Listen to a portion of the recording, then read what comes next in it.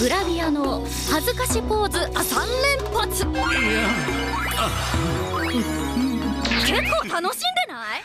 グラビアの恥ずかしポーズ3連発っす。あんたも結構楽しんでるっす。これいけるかもしれない。もっといいこと思いついた。私もカナを探さなきゃ。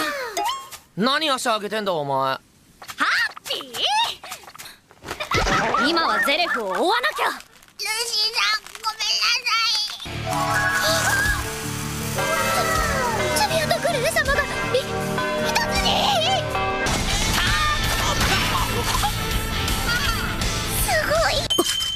そういえば先週誘惑の鎧というものを買ったな。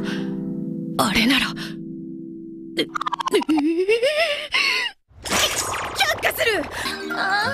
グレー様の声で目が覚めるなんて。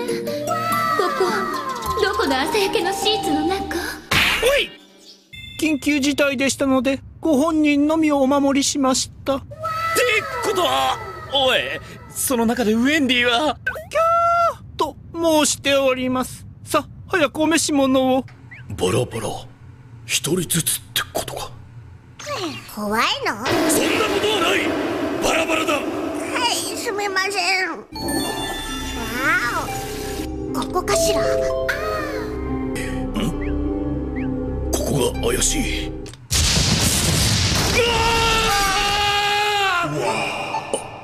みんなでもうちょっと先まで行ってみましょう。そうだな。3人同時に告白されるなんて、自分どんだけモテ期なんすか。てか攻撃が効いてない。道路2号さんを発電制御。これぞ禁じて自分強化重ねがけ。身代わり道路3号さんっす。自分の毛とそいつの毛を使っていつでも体を入れ替われるっすよ。ちょっと急に止まるんじゃないわよ。そういうことでしたらメイにお任せください。ルーシー様。ウェンディ、変わろうか。エルザさん、その格好。天狼島からギルドに戻ったその日より女子のみ成功を設定するナース復活スケベズ限定じゃヤッホー。何の話かしら。おいお前、何座ってるんだ。何って椅子に決まって。おお、いつもに